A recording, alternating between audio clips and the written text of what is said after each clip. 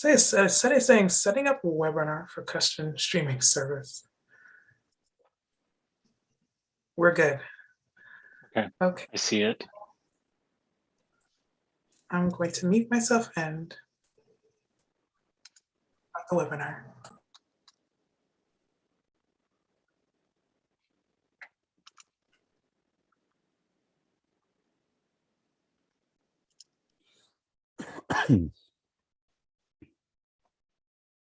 All right. Hello and welcome everyone coming into the Zoom room, joining us on the live stream from AIGA's LinkedIn, YouTube, and Facebook pages. We're about a minute out, so we'll give it a little bit of time for people to join us. But as is our tradition, if you'd like to, feel free to briefly jump in the chat, introduce yourself, tell us where you're tuning in from. I'm here in Cambridge, Massachusetts. Woody's in Australia, so we always like to hear from where people are watching from, and we'll get started in just a little bit.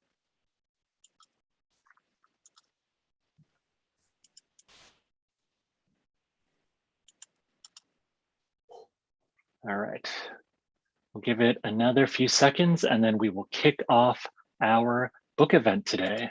Thanks again for joining us. If you're just tuning in, feel free to drop things into the chat. Tell us where you're tuning in from today, and we'll get started.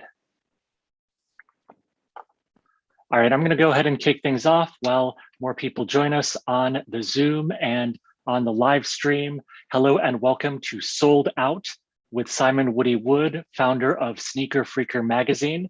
My name is Lishan Huang. I am Director of Design Content and Learning here at AIGA, the Professional Association for Design. This is an event that we're co-presenting with our partners at Phaidon, who are the publishers of Sold Out. If this is your first time with us at an AIGA event, just a friendly reminder of our code of conduct, which governs this event and all of our events. Basically, keep it nice and harassment-free and we'll be A-okay. If you want to refer to that policy, you can check it out on aiga.org, but usually there's no problem. I just have to say that. So we're going to talk about the book today, Sold Out. Just a brief introduction to Woody. He founded Sneaker Freaker magazine back in 2002. I read somewhere preparing for this that it was out of an interest in sneakers, but also he wanted to get some free sneakers, a free pair of sneakers. And since then, Sneaker Freaker magazine has really become what French Vogue has called the Bible of sneakers. And so from the magazine, we have this book, Sold Out, which is a collection of 720 pages, almost 900 images of vintage sneaker advertising from the golden age, from the 70s all the way through the 90s. We have some previews of some of the pages that we'll talk about in a little bit, but I will turn it over to Woody. For folks who are joining us today who maybe aren't familiar with Sneaker Freaker, could you just tell us a little bit more about the magazine and then we'll jump into the book? Yeah, well, you're absolutely right. We started in 2002, so we're coming up for our 20-year anniversary. And it's true. I thought that if I started a magazine, the brands would be compelled to send me free shoes. And it has turned out like that, but I got a lot more than I bargained for. But also, you know, it's funny I'd worked in advertising, I'd worked in fashion, I'd done lots of different things, but this is the one thing where the planets aligned, and to be the right person at the right time with the right idea has been pretty magical. And it's just incredible to see the scale of this whole thing change, you know, from what was a few hundred people in 2002 to, you know, the Air Dior shoes, which came out, the collaboration between Jordan and Dior, 8 million people, or 5 million, I can't remember, 8 million or 5 million people entered the raffle to try and win those shoes. So that's a great bookend for just how crazy, you know, the sneaker game's become. Yeah. But that first issue was, it's funny how you can just, you know, a lot of people talk about doing business plans and working through having a strategy where they wanted to get to. I made that first issue in about a week, and wow, out it came. And there was a couple of thousand copies given away. And I think now they're on eBay for sort of $400 or $500. So they're collector's items. It's pretty raw. It's definitely a fanzine. It didn't start out as a sort of a slick, polished item. It was very much in the tradition of, you know, the punk fanzines. When you loved the band, you just created something about it, and it's it's often one person's view. Mhm. But what I found right away that was interesting about the magazine, because it predates social media, you know, it became a sort of a hub for the community of people, and that's how a lot of people met. Even the people that have worked here, people through our forum, you know, it was a very early form of, you know, sort of connection between people that didn't know each other. Yeah. So speaking of just the time scale, you talked about how the first issue took about a week. The magazine you've been publishing for nearly 20 years now, and this book has taken over a decade of work. What was the impetus for starting the research and all of this sort of archival search for the stuff that made it into the book? I think when I was not a lot of graphic designers sort of have a dream about writing as well. So I've always tried to do the two things. I was never a trained graphic designer, but I taught myself how to use Apple computers while I was at university. So I've always loved the idea of just making stuff. So whether it's, you know, writing the article, laying out a whole magazine, being able to do the whole thing is really important. I got accused of being a journalist really early on at Sneaker Freak, and I never really saw myself as that. But I did have to start to think about, you know, as the magazine sort of progressed a little bit away from being a fanzine, I had to start to think about, oh, I had to do my research properly. I had to learn about when did that shoe come out. You know, I had to start assembling facts. And I think, you know, now there's a lot of information online that's easy to find. But in 2002, it's just those early days of the internet in a way. Like, it was quite hard to buy shoes online as well. But there weren't that many sources. But those vintage ads, you know, they've got they've got dates. So this shoe came out in that year. Here's what was written about that shoe. It had this technology in the sole.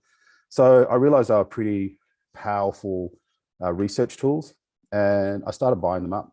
So if I was at a flea market, I would buy a whole collection of Sports Illustrated. If I was online, maybe on eBay, someone was getting rid of a whole closet full of Runner's World. And I started to just buy as many as I could. You know, there were certain eras too, like the Runner's World magazine, that they always focused on the best shoe of the year. That was a gold mine for ads because all the brands, you know, wanted to be in there. And I think I probably ended up with 200 or 300 at one point, and I started to think, oh man, this would look amazing. So I would just pick it up for a little bit. I'd work on it for a month, and then I would not touch it for a year. Then I would come back. I'd add a whole lot of new ads. And when I decided to really finish this book off, I found would you believe, a whole folder of Blu-ray discs, and on it was a very early draft, maybe even still been in Quark Express. That's how long ago it was. I've sold out, and that was 2009, and so it had possibly already been going longer than that. But yeah, so 12 years on and off, absolutely, to get this book finished. And it doesn't look that different, but it's a lot more comprehensive and a lot more thought out. That's for sure. And so in the 12 years that it took you to do the book, when did Phaidon get involved as the publisher for this? Oh, Phaidon got involved sort of fairly late. You know, we've put out a couple of books before, but this one's been just bubbling away in the background. And I was really secretive about it. Like, not even that many people who work in the office here perhaps even knew that it existed. But, you know, myself and our graphic designer, Tim Dawes, we would sort of, if we had 2 weeks where nothing was on, we would just get back into it and keep building it. And then really what you need to, if you get into endurance publishing, and these 700-page books are sort of like running a marathon, which is kind of funny when you consider the advertising, you need a deadline, and you need to be told when to stop. So I think we went from about 1,000 pages down to 700 at the end. So we probably culled 400 and then added another 100. Like, it was just this, it was really like creating a huge puzzle. Now they should understand, like, the book is broken down by brands, and then within Adidas, you have basketball, running, so all the different categories. And then it's chronological as well. So if you go and find a bunch of ads, you have to kind of pull the whole thing apart and insert them and move them all around. So yeah, if I ever did this book again, I would like to get it all start when I actually have got all the raw materials, not like just continually sort of work on it. So yeah, it was fun to work on though. It was nice seeing it come together, especially towards the end. Yeah, I think because the source material too was from magazines, it really deserves to be printed as like a physical book versus just in like an online archive or something, right? So you get some idea of the feel of what it must have been like to see the ads for the first time, like when they came out. Yeah, I mean, we didn't have a, super expensive drum scanner or anything. I'm not even sure they make them anymore. Most design studios had them in the 90s. They just had a standard off-the-shelf scanner, and the resolution that they come up is great. Some of the magazines use different quality papers, and you can sort of see, some of the show through comes through. So I can almost sort of tell which magazine they came from. Rolling Stone wasn't necessarily the greatest quality. And the back covers, one of the great things is sort of that artifact, that patina that hot rod people love is, because the back cover has been rubbed for the last 20 years. It's been sitting on coffee tables or whatever. And so you'll start to see some of the, the natural glitches of aging of some of the old ads. And that back cover was hot property, especially in Runner's World. Nike had it for probably, a good 10 years running.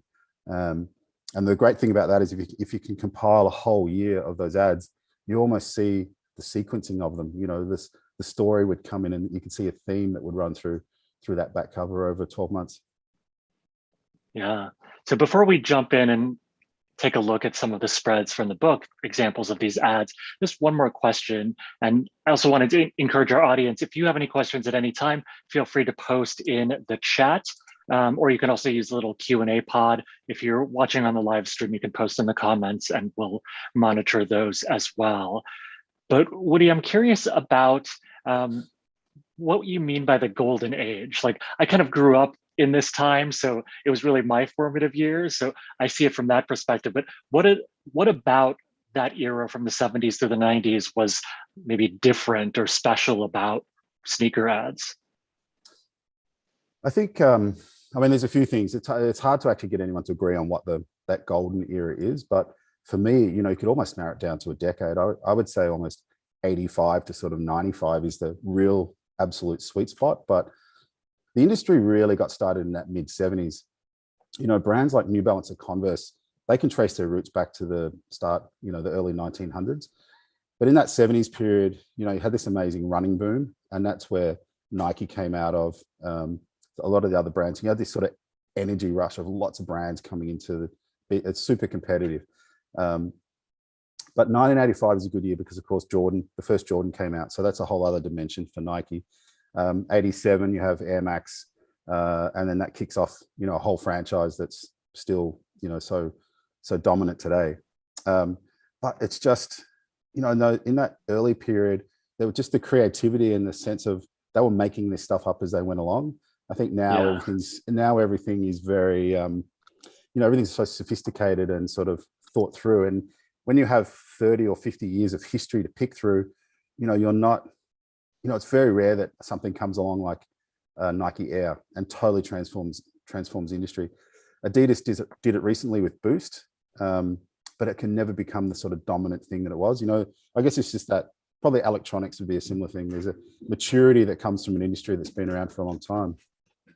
And from talking to a lot of people that were there in that 80s and 90s period, there was a little bit of Wild West about the industry as well. It was pretty loose. They played hard, they worked hard, and some amazing creative stuff came out of it. Not the least is the advertising and the way athletes were used. So there's lots of different dimensions to this book. Wonderful. Well, so we've been talking about the book. Why don't we take a look at some of the pages as a preview? But a reminder to everybody tuning in, you can get your own copy of Sold Out on Phaidon.com using AIGA20 as the coupon code for 20% off. So here's the cover again. We have about 8 spreads that were shared with us with this from Phaidon. And so let's just go through some of these and you can maybe give us a little background about them, Woody. Yeah, this is one of the great things when you start to look at the whole, anthology of the ads, you start to pick out little trends and some interesting stuff that goes beyond just telling an anecdote about an individual ad. Shock treatment for the road was one of the first Nike Air Max ads. If you're a sneaker nerd, you'll see that the air bubble there is the really big one. That's a super rare, a very early version of that shoe. So we know that's sort of dated to probably very early 87 or even 86. Air had been in Nike shoes for about a decade, but when that design came out, that was the first time you could actually see the airbag, from the outside of the shoe. So it became, this first idea of visible tech, this thing that you could see. Before you could feel it, but you couldn't really see it. And I mean, that shoe's, it looks quite simple by today's standards, but at the time, and shock treatment is probably a really good word for it. You know, people were freaked out by the color, by the size of the airbag, the huge midsole. The other brands pretty clearly saw how damaging air was going to be. And so you get this fantastic period where a lot of that, you know, through the late 80s, a lot of the running ads start to talk about Nike Air explicitly. So ASICS, why Air, thick gel is better than your thin air. Serious runners don't put on airs. You know, lighter than air, you know, there's dozens of them in the book. This is just picking out a few of them. So, you know, this is a little jarring today to see that sort of comparative advertising or calling out your competitors. There's two ways to look at it. One is it shows a lot of confidence to sort of, you know, have a go at Nike. Nike wasn't the dominant force they are now back in that era. You know, that this shoe really transformed their fortunes and the industry. But beyond that, of course, as a prefix for Nike shoes, it's such a magical invention because Air Jordan, Air Conditioner, Air Reebok Dirty, there are so many shoes that got that Air title, and it just made them all sound cooler, you know, as if you could run faster and jump higher. It's a huge part of Nike's history that I think most people sort of just take for granted. You know, they accept that air is used in all these shoes, but without it, you know, I think it's interesting to sort of ponder what Nike would have become as a company. Yeah, reflecting on this, it makes me think about how genius it was for them to basically attach their brand to this word air, right? Because we're surrounded by air, we're breathing it all the time, but to make it part of their brand. And also seeing this juxtaposition here with the Nike ad, with the very simple one sentence statement, shock treatment for the road. And then you've got the competitor ads on the other side where there's like, you know, the magazine ads of the time with like paragraphs of copy kind of explaining the text. I think it's so interesting, the show, you know, with the windows for the air pocket with Nike versus like the competitors kind of trying to explain their technology in so many words. The other interesting thing about this, that ad in particular, is that that's the image on the cover. Now, this is a 720-page book, but there aren't actually that many pictures of shoes that could have really gone on the cover. So that was, you know, sort of, it was quite difficult to choose, you know, what shoe would be there, but that's the one we went with for obvious reasons. It's also a quite unusual positioning of the shoes there, but it's not something we do at Sneaker Freaker very often, but it really works on the cover. Awesome. So let's go to the next spread. This is Adidas with some amazing colors and this kind of pop art kind of style here. Yeah, I think, you know, whilst this has a sort of a retro look, I still think that this has got a sort of a really timeless vibe and super bright colors. Interestingly, nearly most of those guys were no-name athletes, just regular guys. They did have Greta Waitz, who is the Norwegian marathon runner. Sort of I guess a sort of a Warhol sort of look. But, you know, also interestingly with this shoe, they wanted to show the sole. So the selling point of this shoe was that yellow sort of dumbbell shape in the middle, which was called torsion. I can, probably not the most upbeat, you know, cocky sort of slogan, certainly compared to Just Do It, but sort of in the same, you can sort of see it's in the same ballpark. But again, I think these have stood the test of time and arguably, you know, could be rolled out now in magazines, I think, and people would still accept that it's just really beautiful graphic treatment. All right. Now we have some New Balance. New Balance is one of those really quirky, you know, companies. I think they, you know, their slogan at one point was fearlessly independent. And it is true, you know, they do so many unique things, not the least of which is they still manufacture shoes in the UK and the US. I've never found where, when the going gets tough, the tough gets going. Never found that was in a print, you know, an actual print magazine. But I still think, you know, it's quite shocking today. Some guy, you know, sort of like a beaten up cardigan and a bunch of trash in his bag and a little chihuahua with these cool looking shoes. But there's something about the attitude there that probably symbolizes New Balance as well. They've always done things their own way. Interesting thing about them as a brand in this book is that, you know, for years they had this endorsed by no one policy where they did not want to pay these big athletes huge paychecks. And so you get a different vibe through the advertising. It's not based on these superhero characters. It's based on, here's our product, here's what it does. They were quietly confident. You know, they're very not Nike in that, you know, in a lot of ways. but also they do have a really quirky sense of humor. You know, the brand is based on the mechanics of a chicken's foot. So there's some odd things about New Balance, and they've produced some really timeless shoes.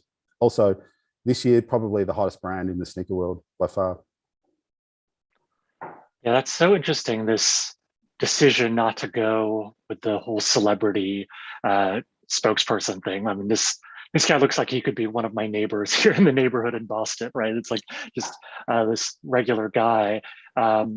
Was that whole celebrity endorsement thing, obviously it wasn't new to advertising in general, but when did that start becoming a thing for sneakers, to really go for star athletes and not just kind of athletes in general in ads? On the sort of celebrity and even on the musician side, it's interesting. There's only, I think, 3 or 4 ads in here that directly show musicians, and they tend to be more lifestyle brands. So there's a British Knights one that uses MC Hammer. Converse used the lead singer from the Mighty Mighty Boss Tones, which made sense because it was about the Chuck Taylor. So it's always got that, you know, rock and roll pedigree. And I think that the industry is very, very focused on, hey, these shoes are for performance. They're for running, jumping, playing basketball, all the things that you need to do to excel as an athlete. So, you know, for the most part, the credible sports brands didn't want to really be seen, at least in print advertising. They didn't want to use celebrities.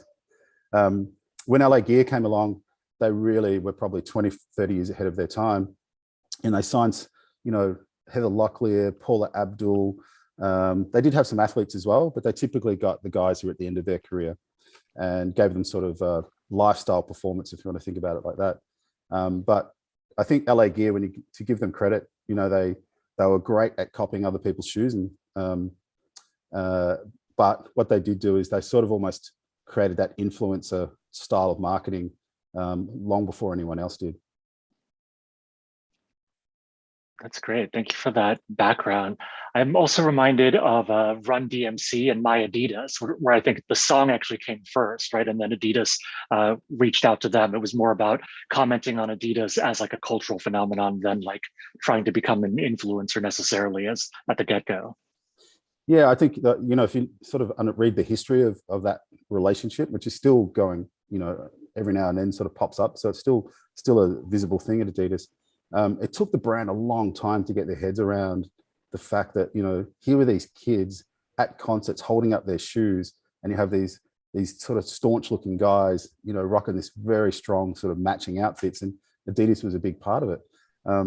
The brand was a little bit wary, you know, they didn't really want to be associated with that stuff because they were worried it was going to detract perhaps from, you know, selling running shoes and even basketball shoes. So, you know, these days it feels everyone's very comfortable with the connection between rap and music and musicians and whatever else is happening. But in those days, you know, there was a sort of reluctance to kind of get in bed with that side of the industry. All right, let's move on to the next spread. So we're back to Nike again. Call of the Really, Really Wild. What are we looking at here? Just a classic, absolute classic Nike ACG ad. You know, obviously a batshit crazy looking shoe with concrete looking midsoles, purple, fluorescent orange, and a sort of an infrared color. You know, a pretty dramatic sort of outdoor shoe at a time when most outdoor shoes were made out of, excuse me, brown leather and were pretty staid. ACG comes along and they bring that Nike flavor to the outdoors. That is just perfect. That sort of the simplicity of the caption, and also, you know, a pun. The sneaker industry could not resist a pun or a sort of a play on, or sort of play on words in general. But also just the boldness of a double page ad for a pretty marginal shoe. You know, this was not a huge seller, but it's got that amazing Nike energy. It looks cool. Like you look at it and you think, man, I want that shoe. Never really been retroed that shoe. So still a sort of a, you know, you'd only find an original pair, but this colorway is still referenced, you know, many times over by Nike ever since, even though they've never remade that shoe. Got it. Some more Nike examples here on this spread. So that's the, I think that's the first example of Just Do It. I'm not sure if that's the first time Nike used it in advertising, but also, you know, the beautiful simplicity of the Futura typeface. Nike own it. A lot of the brands do use it, but I also sort of came to sort of research a little bit of the history of that typeface, and it's got a really interesting story. You know, it was designed by Paul Renner in the 1920s, I think, who sort of came out of the Bauhaus movement. And, you know, calling it Futura, I think, is sort of almost a premonition of sort of how that font would go on to be still relevant sort of 100 years later. It's now available in 50 different cuts. Nike, for the most part, use the bold condensed, but you can also see many other examples of it throughout this book. And even today, I think most kids would know that as the Nike typeface, whether they know it's Futura or know the history of it. But even things like, you know, what's amazing about that typeface was, you know, when they sent the first mission to the moon, that was the typeface they used to create the plaque that they left behind. It's surprisingly an amazing number of logos for corporations. It's Mercedes-Benz used it for their displays in their vehicles for many years. So it could almost write a book about the history of Futura. It'd sort of be interesting to see how it unfolds for over 100 years. Yeah, I feel like Futura deserves its own documentary, sort of like how there was that Helvetica documentary, right? Just like thinking about how it's evolved and really stood the test of time, yet is so ownable by Nike in this example. Yeah, a lot of the other brands do use it, and you almost feel like those brands used it consciously, knowing that it's sort of, they were trying to take a little bit of that Nike power, you know, that energy from them. I haven't really got the definitive first example of it being used. I'm not sure if we'll get to, like, some of the very early Nike ads were really interesting as well, because they were clearly just made with Letraset or cut up pieces of paper and photocopied and sent to the magazine. So, you know, Nike, and it probably reflects how technology sort of changed the way these ads were made. But in those early days, I feel like Nike employees just made them almost like they were, you know, back at preschool, and they were just making stuff by collage. Wow. And so with the copywriting though, because Nike really does stand out both in this era, but today as well, with the tagline, just do it, or even like no PhD required, right? In some ways referencing all the science behind the shoes, but also just like, okay, well, there's all of that, but then there's just how it performs, how it feels. What can you tell us about like the history of the copywriting at Nike and how it really set it apart as a brand? Well, it's hard to sort of talk about Nike's advertising without, you know, giving, you know, total credit to Wyden and Kennedy. You know, they're very, you know, I think they almost give them credit for inventing a lot of the mythology around Nike, particularly with athletes. And they've been very reluctant over the years to talk publicly about their work, at least what I've been able to see. And so a lot of it's sort of open to speculation. And my view would be, you know, they all sat around in a room and they went, hey, we've got this young kid from Las Vegas. He's got a peroxided mullet. He's a tennis player. He hates authority. He's a in-your-face dude. He won't take no for an answer. What do we do with him? And so, of course, they created this whole character around Andre Agassi that, you know, became so synonymous with his personality. It almost changed his personality in a way, you know, to sort of fit this, as they called it, rock and roll tennis. Just do it. You know, is the guy walking through the door there. He's just left the locker room. He's going out. He's going for it. This was actually on the next ad. It goes to a double page of a whole bunch of shoes, which when you see them all and you think, wow, where does Nike get that, you know, dominance from? There's probably 20 shoes on that page that went on to become absolute all-time best-selling legends, you know, influential cultural shoes. The Jordan 3 was one. A lot of the Air Max shoes from that campaign. So a lot of people sort of decry Nike as a marketing company.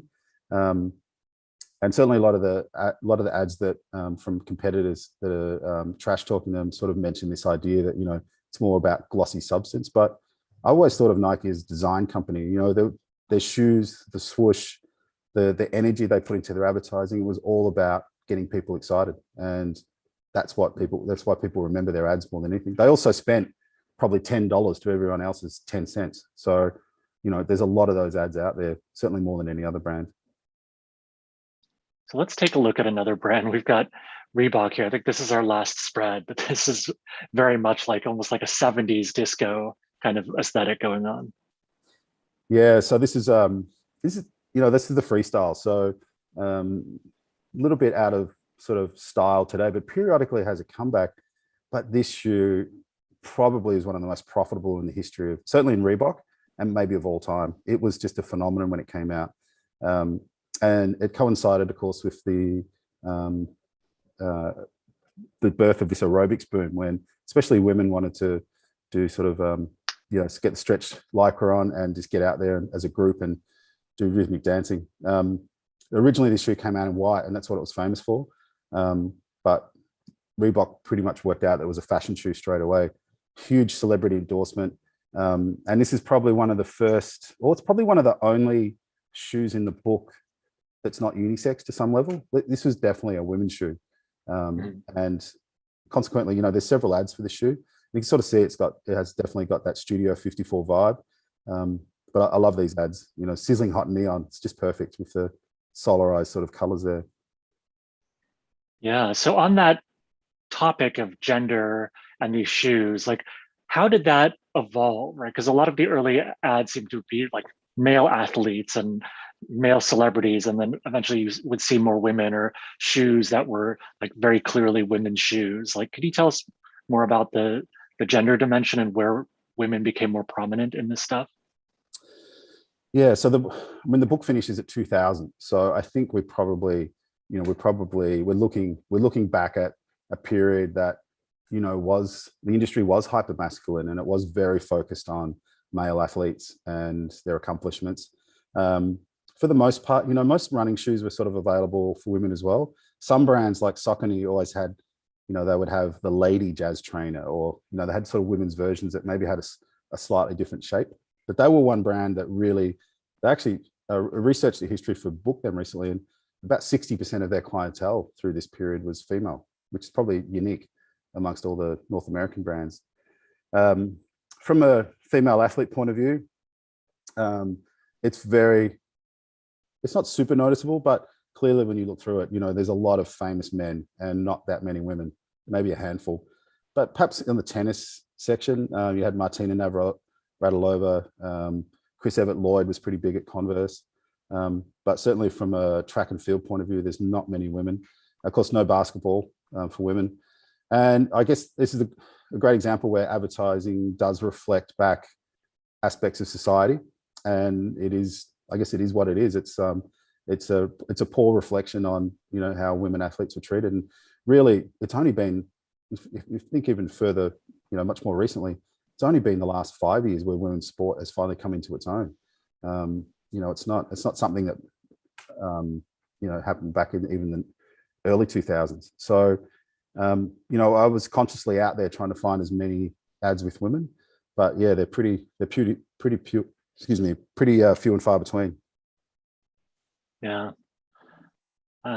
So that is sold out. Those are our preview images. And just a reminder again, you can get your own copy at Phaidon.com using AIGA 20 as the coupon code. It looks like we have some audience questions that we can go to now as well. And there's all sorts of things in the chat as well. So I'm just pulling this up. Let's go to our first audience question from Anonymous. What do you think of this new age of sneaker marketing? For example, the use of VR, social media, 3D animation in comparison to the physical spreads and posters in the book? Yeah, I've had a few people say, could you put out this book, talking about contemporary sneaker marketing and culture? I'm not sure how you would archive social media. Probably interesting. You probably could do it as in the metaverse somehow. It's sort of hard to, I think when you're in the middle of it and you're experiencing it, it's hard to work out what will be memorable because it will take time. But I certainly get the feeling that, if you go back to my Andre Agassi example, that persona they create, when you're a teenager and you love this idea of, he didn't go to Wimbledon because he didn't want to wear all white, that's so, when you're a 16-year-old boy, that stuff is really powerful, it's like, I just, that rebelliousness, I think, is something that, that does, that's hard to translate to sort of social media in a way. I think it's become a little bit anodyne in that way. So big part of this book for me, especially as a magazine proprietor, was thinking about how my memories were sort of created and sort of archived. And if we sort of transmit that today, my son's 16, if he's on Instagram every day, what will he remember in 10 or 15 or 20 years time? I'm not sure. I think everything's so fragmented now. It's going to be lots and lots of little pieces. We won't get those big campaigns because those campaigns, the Agassi one, there's probably 15 in the book. So they lasted a long time. It was riffing on the one idea over and over again and creating new versions of it. Now I think there's so much content coming down the pipe every day. It's a deluge, and you just switch off after a while. So to answer the question, I don't think we'll know for another 10 years until we sort of look back on this period. Yeah, I think that's a really good point on archiving as well, right? It's like TikTok is big right now, but we've also seen like social media platforms be really hot and then disappear.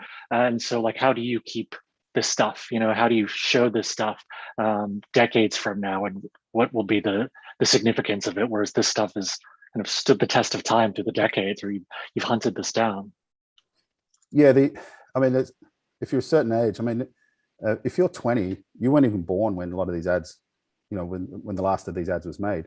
And we could have kept going into the 2010s or the 2000s. But those, certainly the magazines start to get a lot thinner. It's harder to find the content. I think also the more modern ones, they're more sophisticated and more knowing. There's less naivety and they're less charming.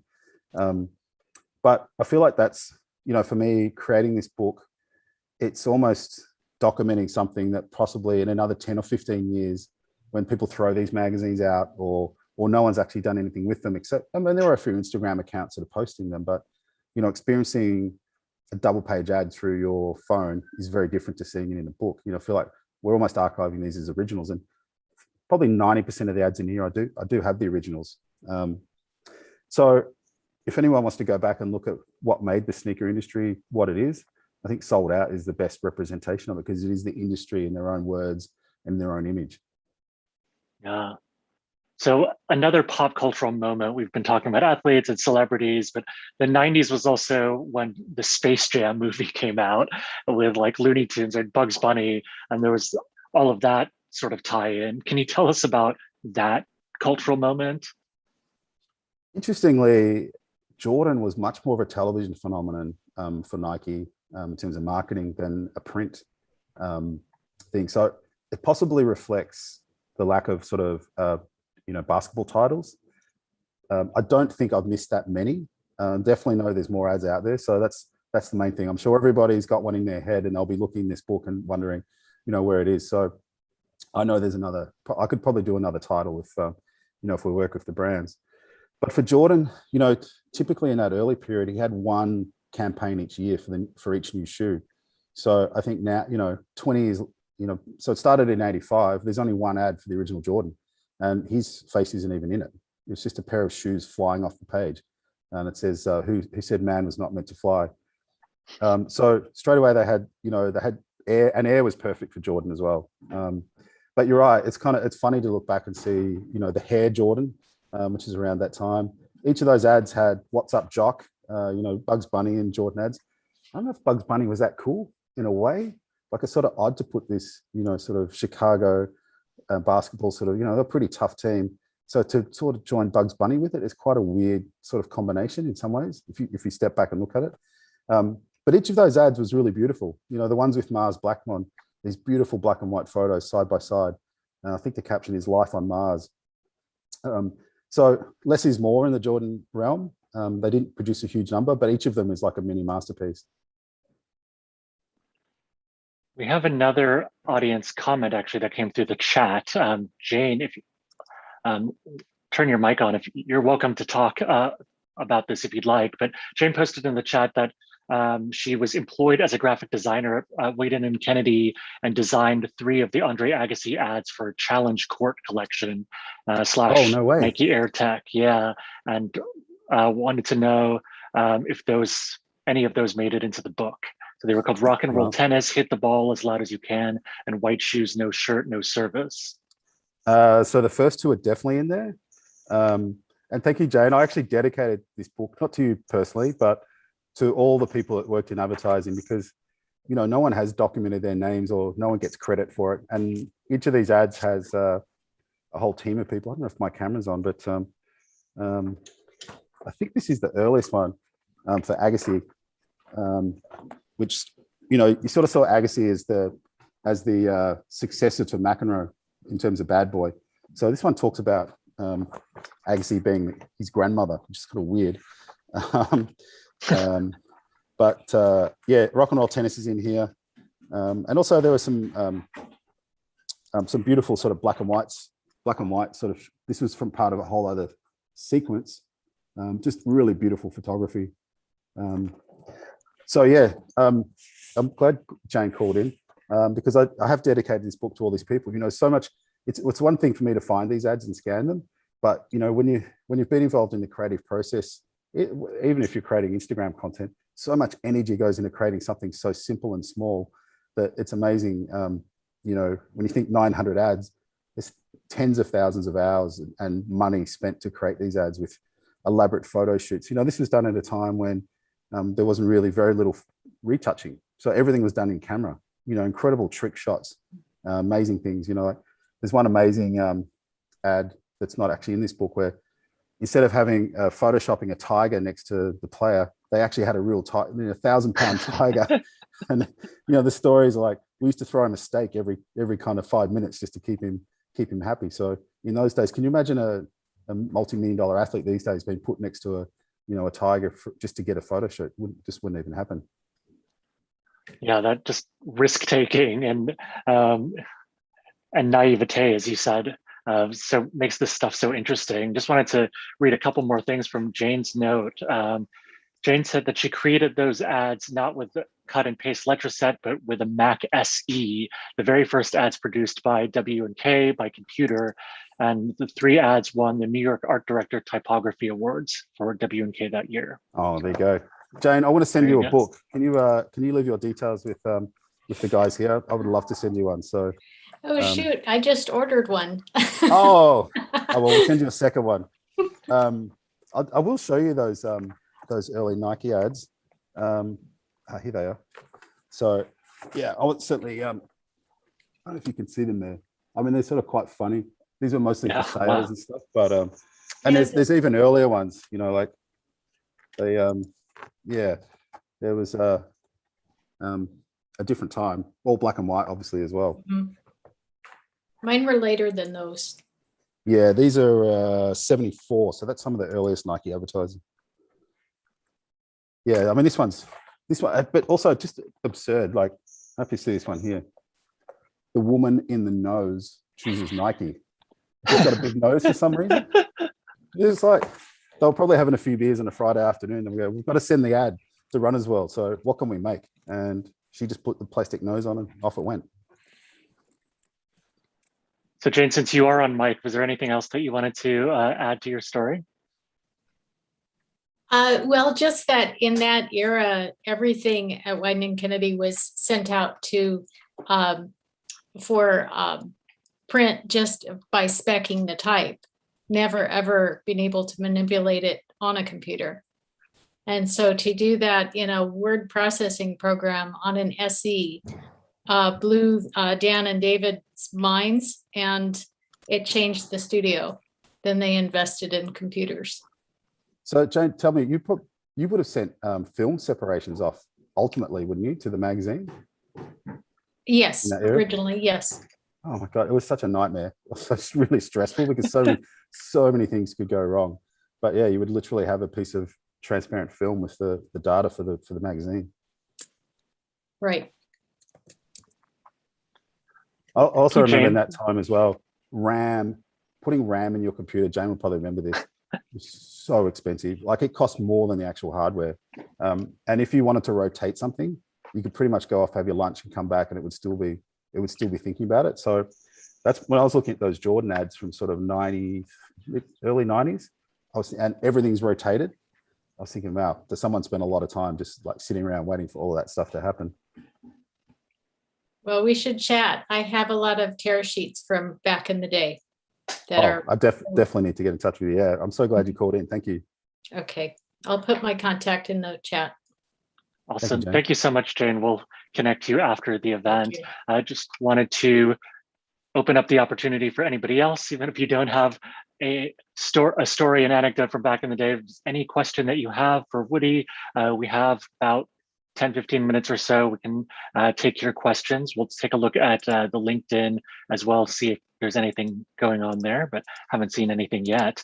In the meantime, I'll ask Woody another question. Was there something surprising that you found in all of this stuff? Maybe stuff like you remembered and you were just trying to find hard copies of, but maybe stuff that you'd never seen before. And then you found it in your research. You're like, whoa, this is like kind of out of left field and this has to go in the book. I think there's lots of examples where, like a brand did something first, but they were never able to, monopolize it. And so, another brand came in and sort of almost owned the idea. And I feel like there's a lot of bullshit in marketing these days and claiming to have been the first to have done stuff. But these ads, they're irrefutable proof that this happened then and it can't take that away from them. I mean, a great example is probably the idea of using air to create custom fit for your shoes. Proper sneakerheads would know that Nike had the technology at the same time, but Reebok was the one that perfected it and made it a sellable, a winning kind of technology. And really what they did so well was that they put the little round ball on the tongue of the shoe, and that was cool. And it was one of the few times when Nike did not get it right in terms of the little nuances of the design. They didn't make it fun when you want to play ball. You didn't have to, you didn't get a chance to squish up the ball. You had this, well, they had different formats of it, but they had a little handheld pump thing you had to stick into the shoe. So, I think it's a great example of, you don't have to be the first person to think of something, but you do have to sort of perfect it and make it a better version. There's some slightly embarrassing ones for brands in here. I don't think there's anything too difficult these days, but there's a Nike ad that has a sex doll with a shoe with air in it. It says, "Air is what makes it so good." And could you imagine the Twitter meltdown if something like that came out these days? So there's another Adidas ad. Because it's the slogan is "Runners, yeah, we're different," and it's got a guy sort of naked ass. He's getting changed, just before he goes on a run. And I thought, man, there's no way that ad's coming out today. There's also two weird looking old dudes in the bushes, so it's quite sort of pervy, if you want to call it that. But we've become more liberal, but also more uptight about aspects. You wouldn't see Joe Namath scores in Pumas, him with this sort of glamorous looking girl on his shoulder, playing up to his sort of Playboy image. I think for better or worse, advertising just keeps pace with society and reflects back, and it's become a little bit more introverted these days. It's you've got to be so careful of not riling up the internet and having a pile-on, and there's been so many examples over the years. But for most of this book, I think what is surprising most of all is just how funny it is. Whether it's the puns, the copy, the sort of the sight gags, like every page is just fizzing with energy. Everyone's trying to be funny. And I think now humor is seen as a double-edged sword in advertising. You've got to be so careful because it's not easy to pull it off and make it a super positive for your product. Yeah. Wow, that example that you gave of the sex doll, I think it connects with what we were talking about earlier about the gender dimension, right? And how it's so much of this like boys club during this era, and just how gender norms and kind of cultural norms around that just would make it so controversial today. Absolutely controversial. Yeah. I mean, there was also other brands like Travel Fox had a series, and let's say you never saw anyone from the waist up, but there were a lot of suggestive poses that just wouldn't fly these days. But they were a different brand. They weren't based on sports performance. They were an Italian brand that was based on lifestyle, and they were sort of quite derivative with a lot of their products. But you're right, those ads were made by men, for men, about men, and it's no surprise, that we got that outcome because there was no perspective like there is today. Do you know of any examples of ads like made by women or women-led teams in this era, or is this also a more recent phenomenon that's like past the era that the book covers? I think Jane would probably be probably best place to answer some of the questions. I mean, she clearly worked on some of these ads. I would love to have credited everyone who was involved in the creation of these ads. It's sort of, it will always be a mystery to me who made them, but perhaps, with the help of when people come forward like Jane who worked on them, people could get some credit for this work. But I think for the most part, these ads, I mean, a lot of these ads aren't really sort of male dominant in a way. It's more about the product. But here's one here that this was just a random choice, but Ingrid knocks the socks off in Boston was was definitely a Nike athlete. Inga, I should know the name. Ingrid Christensen, yeah. So a really strong campaign, and also, from a Nike point of view, the shoe was like black and yellow and really strong. So there are examples here, but sometimes the product was the hero. There was no photo of Ingrid there. It was just about the shoes, and again, a very strong sort of visual statement from Nike design. That was a really lightweight shoe with 2 little Velcro straps to hold the shoes on. So a really unique product. Yeah. I'm also thinking about how the 90s are back and how, we're on this kind of cycle. And so, yeah, what would you say to somebody who maybe wasn't even alive the first time this stuff was around? Like, looking through some of this, like some of it looks like obviously retro and dated, but other stuff is like, yeah, I see people wearing, remakes of these shoes today, or like some of these styles are really making a resurgence among young people. So yeah, do you have any comments on that, or what you might say to somebody who is kind of getting the secondhand version of some of these styles and aesthetics? Yeah, I think it's been happening for a long time, and not just in sneakers, but we're living in a constant loop of sort of retro references coming through, even from things like refrigerators to car design. I mean, the new Ford Bronco is definitely inspired by the one from the 60s. It's still a modern car with all the technology, and it looks cooler as a result. It's it has substance. It has that feeling of familiarity. Interestingly, the history of the sneaker industry is that it wasn't really till about the late 90s, which is when this book finishes, that this idea about getting old shoes and bringing them out again, and that people would be still vibing on them, it didn't take off till probably 88, I think, or 1998. There were a few brands like Saucony brought out the Jazz and sold millions of pairs. Super basic, simple shoe. Because at that time, when the shoe came out, it was superseded the next year by the next model. Air Max 1 goes into Air Max Lite, goes into Air Max 90. Each year there was a different model. You couldn't buy the Air Max 1 3 years after it came out, typically. I mean, shoes may have stuck around for a couple of seasons. So you had to buy it at the time, because the next new model was always coming. And I think what the brands also realized is, man, it's really tough to keep coming up with a really crazy update of each spectacular shoe. So we need to kind of, capitalize on some of this amazing design.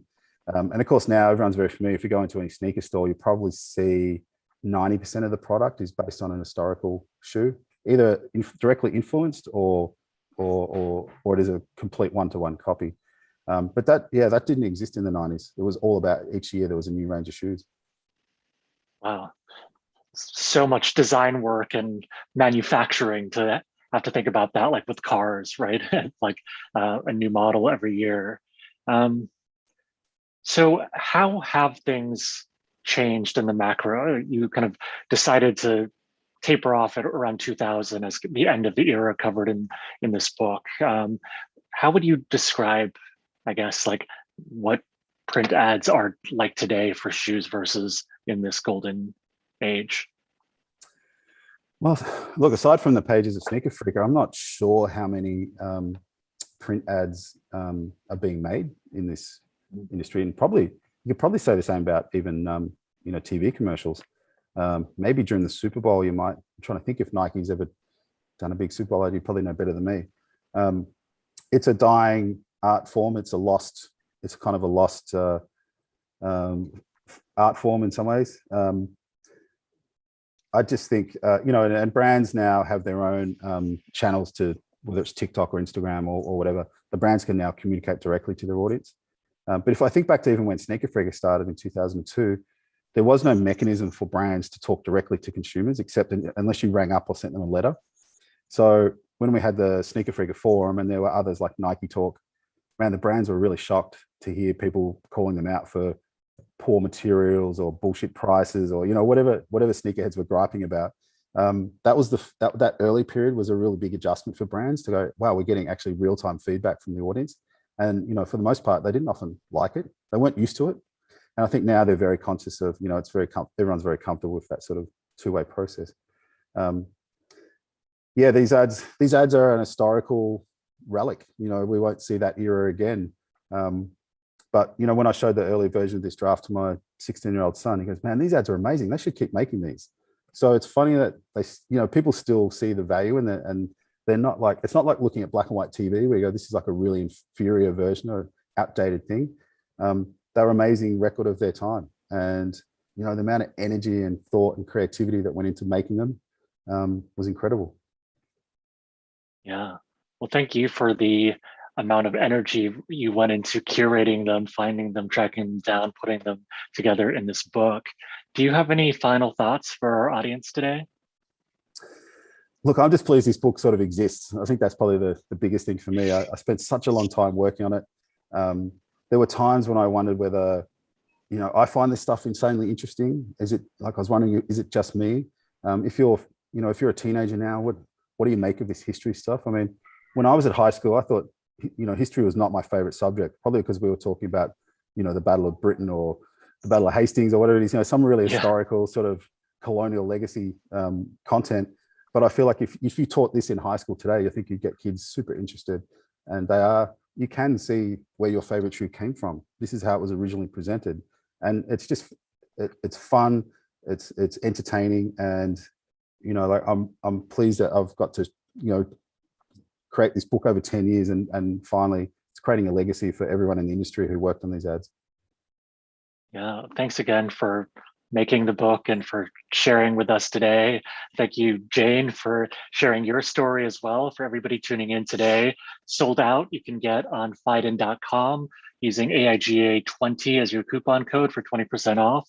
I feel like this is just like a mini museum, or I mean, it's a hefty museum on my desk, on my bookshelf. So yeah, this is amazing. Thank you for sharing a bit of this history and how things have evolved over the years. Awesome. Thank you, Lee Sean. Thanks to anyone who's listening out there. And Jane, thank you for calling in. That was great to talk to you. All right, I'll connect you guys over email, and everybody else, thanks for joining, and see you at the next AIGA event. Take care, everyone.